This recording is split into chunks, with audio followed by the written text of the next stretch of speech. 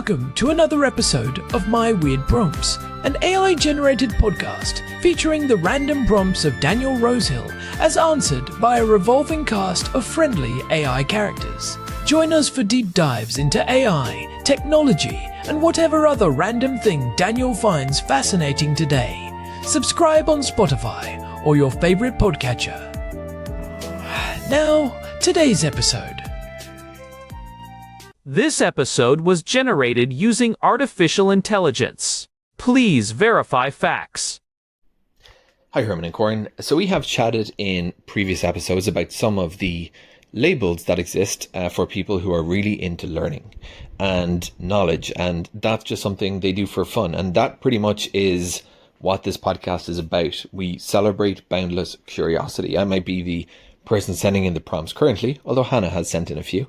And I remind listeners and any friends who have just joined through our new syndication out to Spotify and YouTube that you too are welcome to send in a prompt. If you know me personally, feel free to use technology like WhatsApp or what else am I on? Matrix in order to send a voice prompt, and I can edit it and send it into our production pipeline. And if you don't know me personally, feel free to send it by email or also Matrix, doesn't really matter.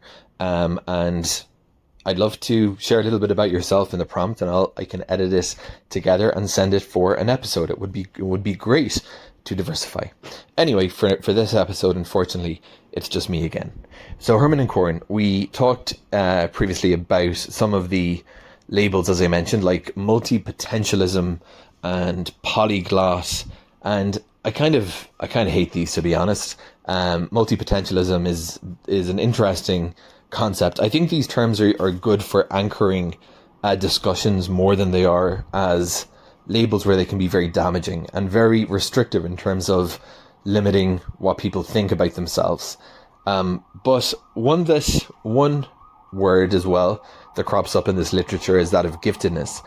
And I mentioned before that I don't personally self-identify as gifted because I just hate that. I hate the weight attached to that, and I feel like it's saying, hey, I'm really clever.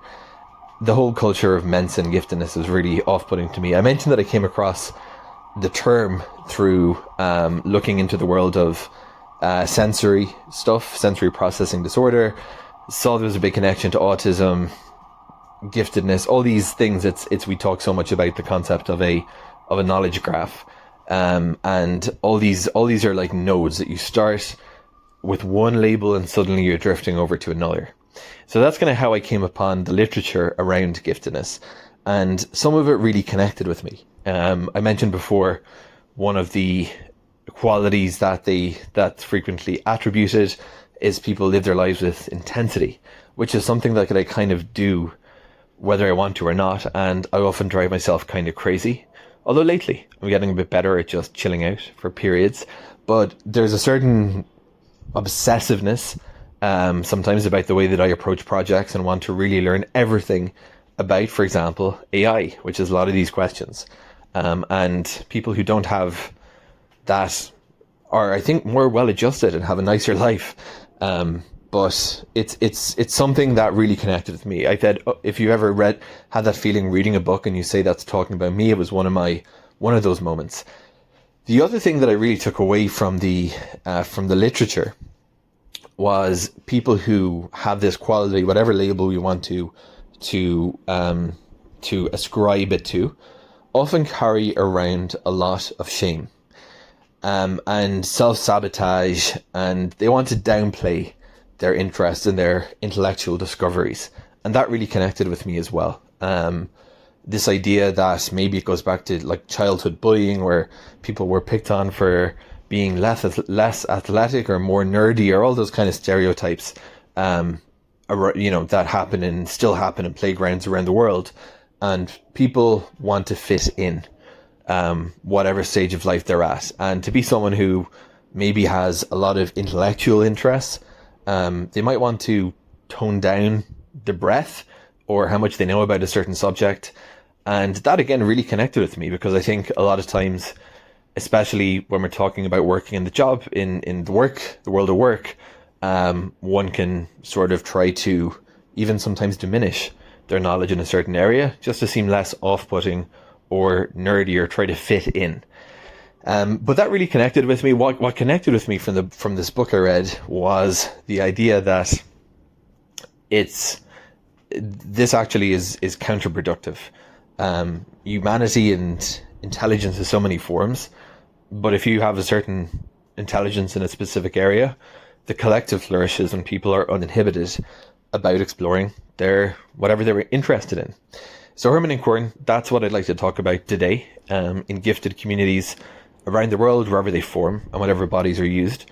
How do people unlearn those unhelpful responses? Because I think when we talk about, programs like Mensa and the IQ tests, I think one part of that is probably creating a peer community. But the other part is, the other way of looking at it is, instead of creating these artificial spaces, why don't we instead think about how people can just learn to self-express more fully, regardless of what kind of context they're in? Herman and Corn, let's talk about intellectual curiosity in today's podcast, especially how it relates to those who may have been labeled or self-identify as gifted. And shame. How can people learn to be unashamed about who they are, what they know, and explore their intellectual world to its fullest bounds without any of those feelings? Over to you two. Hey everyone, welcome back to my weird prompts. I am Corn, and I am joined as always by my brother, Herman Poppleberry here, and I have to say, I have been looking forward to this one for a long time. Today's prompt comes from Daniel, and it is about a topic that I think hits home for a lot of people in our circle, but we do not always have the vocabulary to talk about it openly. Daniel wants us to dive into the concept of intellectual curiosity, specifically through the lens of those who have been labeled as gifted, and the weird heavy baggage that comes with that word. It is such a loaded term, isn't it? Gifted. On the surface, it sounds like a compliment, a golden ticket, or a head start. But for many people, it ends up feeling like a cage or a rigid set of expectations they can never quite satisfy. Daniel's asking about the shame and self-sabotage that often follows that label. How do you stop downplaying your interests just to fit in? How do you unlearn the habit of hiding your intellectual depth because you are afraid of being the know-it-all or the weird one? Exactly. And I think it is important to start by acknowledging that this is not just about being smart or having a high intelligence quotient. In the psychological literature of the last few years, especially as we move through 2026, giftedness is increasingly being described as a form of neurodivergence. It is not just about how much you know, but how you process the world. There is a specific intensity to it. Kazimierz Dabrowski, a Polish psychologist, talked about this back in the mid-20th century, and his work is seeing a massive resurgence right now. He called them overexcitabilities. I remember you mentioning those before, but for the listeners who are new to the show, can you break those down? It is the idea that some people are just wired to experience things more intensely, right? Not just intellectually, but across the board. Precisely. Dabrowski identified 5 specific areas: psychomotor, sensual, intellectual, imaginational, and emotional. When we talk about intellectual curiosity in this context, we are talking about a literal drive. For a person with high intellectual overexcitability, seeking knowledge is not just a hobby, it is a physiological need. It is like an itch that has to be scratched. You see a problem or a gap in your knowledge, and your brain simply will not let it go until you have bridged that gap. But the problem is, if you grow up in an environment where that intensity is seen as too much, or where you are constantly told to pipe down, stop being so sensitive, or stop asking why, you start to associate your natural curiosity with social rejection. And that is where the shame kicks in. You learn very early on that your natural state of being is off-putting to others. It is a survival mechanism. You start masking. You learn to modulate your voice. You hold back the fact that you just spent 6 hours reading about the history of urban planning in ancient Mesopotamia, or the specific chemical composition of Martian soil, and you try to talk about the weather, or the local sports team instead. But it feels like wearing a suit that is 3 sizes too small. It is restrictive, it is uncomfortable, and eventually it starts to tear at the seams. That is a perfect analogy. And the self-sabotage Daniel mentioned is a direct result of that. If you are told you are gifted at a young age, you are often praised for your potential rather than your effort. This creates what Carol Dweck calls a fixed mindset, which is something we have seen play out in the gifted kid burnout phenomenon that has been so widely documented in the 2020s. You start to think, if I am gifted, everything should be easy. If I have to work hard, maybe I am not actually smart. So, the moment something actually gets hard, you panic. You think, oh no, I must not be gifted after all. I am a fraud.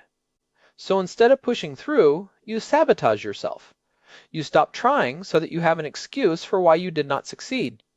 You can say, oh, I failed because I didn't care, rather than failing because I wasn't good enough. It is the classic, if I do not try, I cannot fail logic. But it is so destructive because it keeps you from ever reaching that depth you are actually capable of. I want to talk about how we actually unlearn this, Herman. Because it is one thing to identify the problem, but it is another thing to actually stop feeling that gut punch of shame when you want to share something you are passionate about. How do we move from that defensive crouch into a place of intellectual confidence? I think the first step is actually reframing the curiosity as a strength rather than a social liability. We live in a world that often rewards specialization and narrow focus, but giftedness often comes with what we call multipotentiality. This is the ability to see connections across wildly different fields. If you can start to see your curiosity as a unique tool for synthesis, rather than just being scattered or obsessive, the shame starts to lose its grip. You are not just a person who knows too many facts, you are a person who can connect the dots between biology and architecture, or music theory and mathematics. But how do you handle the social aspect? Because the fear of being the tall poppy is real. In many cultures, there is a strong pressure to stay within the pack. If you stand out too much, people want to cut you down. How do you navigate that without just retreating into a shell? I think a lot of people feel like they have to choose between being their true selves and having friends. This is where I think finding the others becomes critical. One of the reasons organizations like Mensa or specific interest-based communities exist is not just for the prestige, but for the relief of being around people who speak the same language of intensity. When you are in a room where everyone is just as curious as you are, you do not have to apologize for knowing things. You do not have to explain why you find the evolution of syntax fascinating. You just talk. And in 26, with the way digital communities have evolved, it is easier than ever to find your niche. Whether it is a specialized Discord server or a local makerspace, you need a place where your intensity is the baseline, not the exception. Right, but you cannot spend your whole life in a bubble of other intellectuals.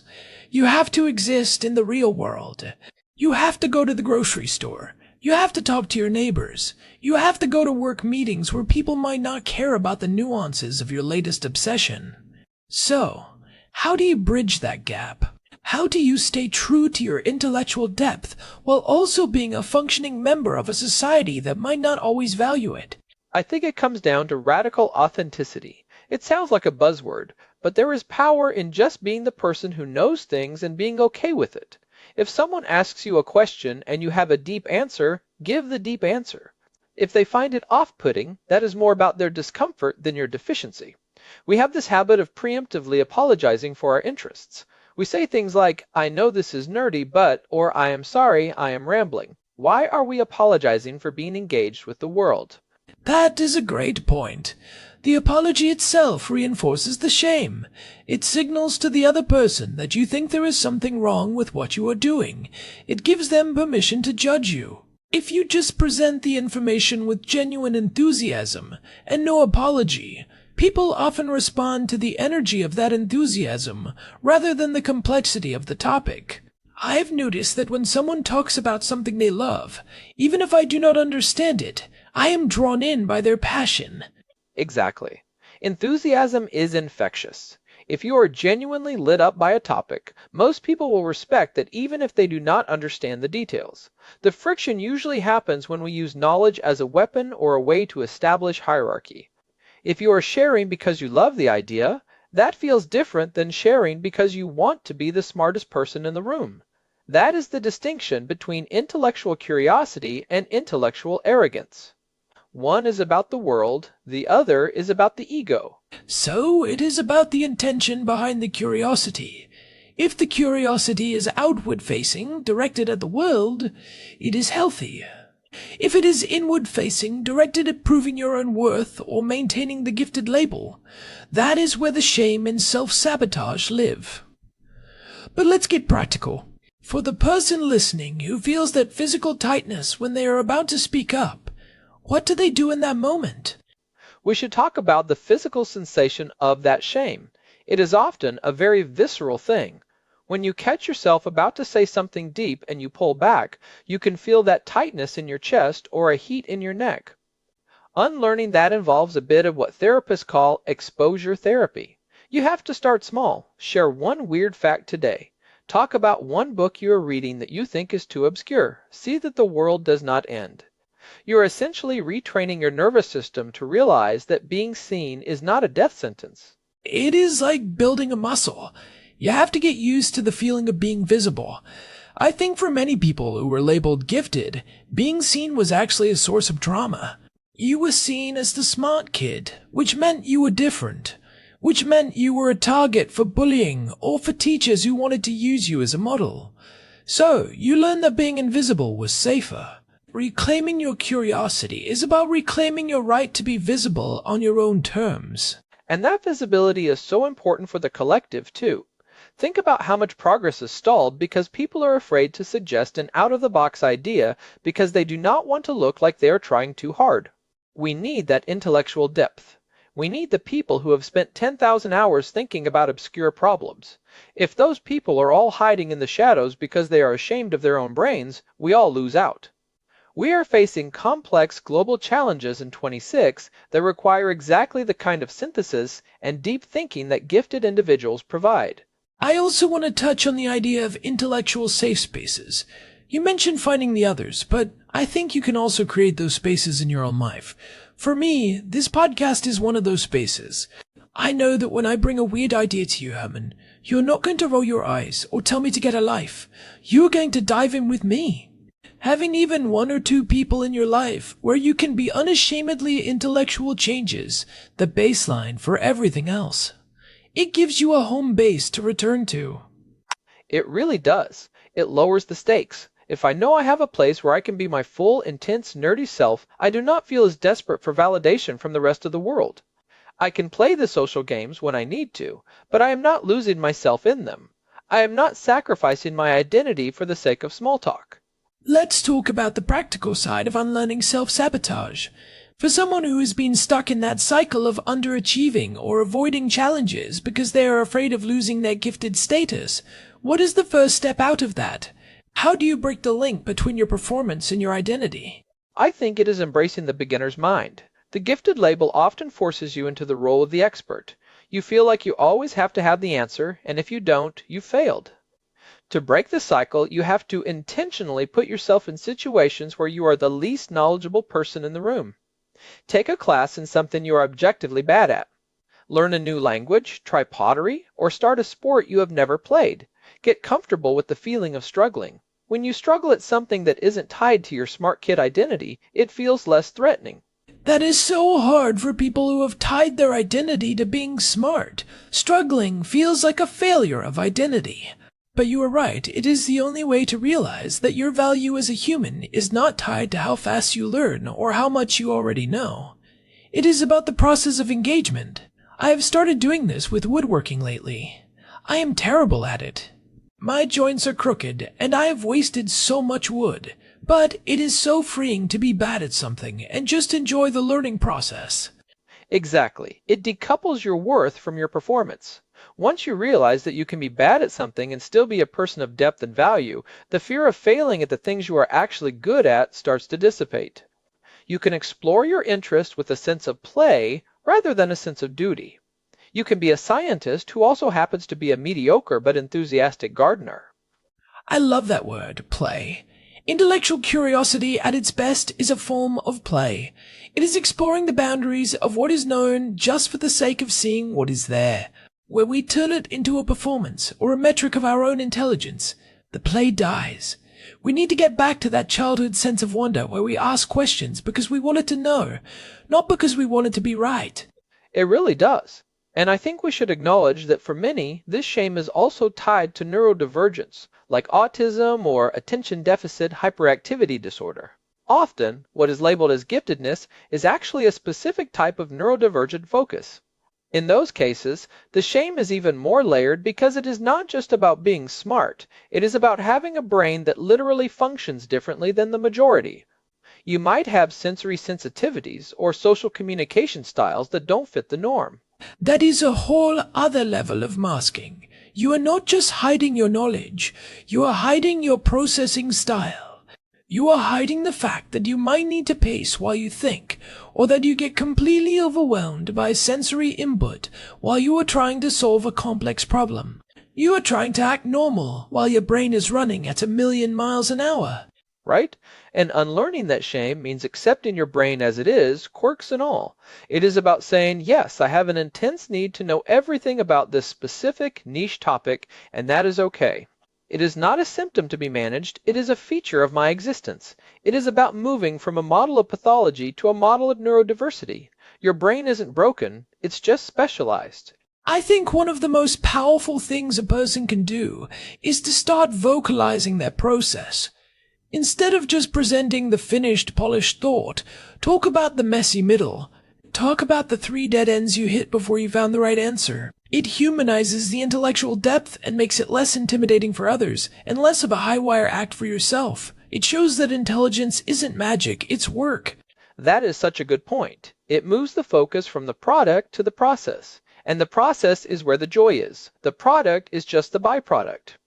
If we can learn to celebrate the act of wondering, the act of questioning, and even the act of being wrong, we take the power away from the shame. We make it okay to be a work in progress. It makes me think about the history of science and philosophy. Every great breakthrough came from someone who was willing to be the weirdo in the room for a while. If Charles Darwin had been too ashamed of his obsession with barnacles to talk about it, we would be in a very different place. He spent 8 years studying barnacles. People thought he was eccentric, but that deep dive was essential to his larger theories. True, but those figures are often held up as these solitary geniuses, which I think adds to the pressure.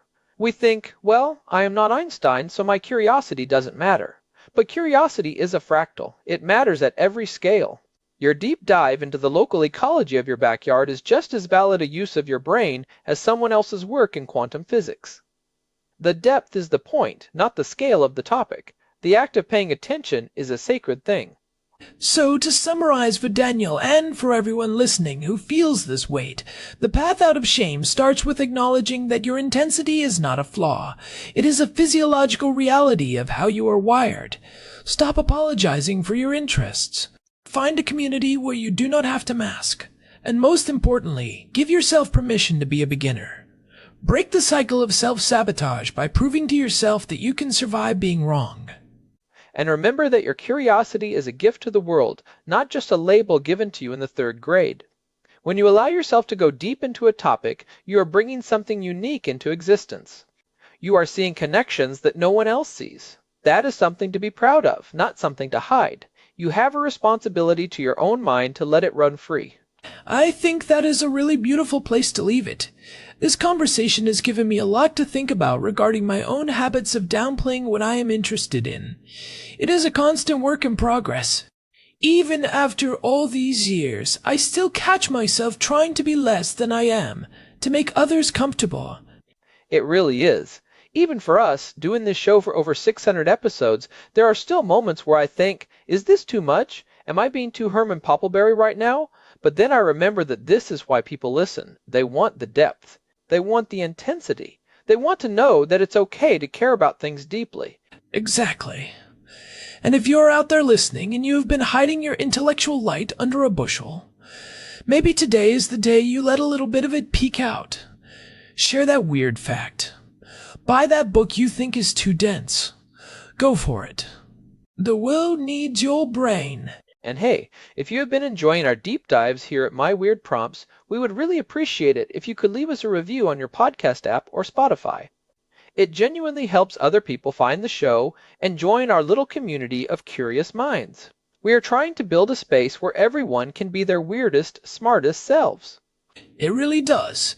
You can find all of our past episodes and a way to get in touch with us at our website, myweirdprompts.com. We have an archive of 670 episodes now, so if you're looking for more deep dives into everything from history to technology, that is the place to go. We have covered everything from the history of the fork to the future of neural interfaces. You can also reach us directly at show@myweirdprompts.com. We love hearing your thoughts and your own stories about navigating these labels and finding your intellectual footing. Your feedback is what keeps us going. Thanks for joining us today, and thanks again to Daniel for such a thoughtful prompt. It is conversations like these that make this collaboration so rewarding. It reminds me why we started this show in the first place. Absolutely. Until next time, keep being curious, keep going deep, and do not be afraid to be the person who knows a little too much about something. The world is a fascinating place, and it deserves your attention. This has been My Weird Prompts. We will talk to you soon. Goodbye, everyone. This episode was generated using Gemini Flash 3. Text-to-speech engine was Chatterbox. Thanks for listening to another episode of My Weird Prompts, an AI-generated podcast featuring Daniel Rosehill's AI prompts, as answered by a revolving cast of friendly AI characters including me, Cornelius the Sloth. Subscribe on Spotify or visit myweirdprompts.com.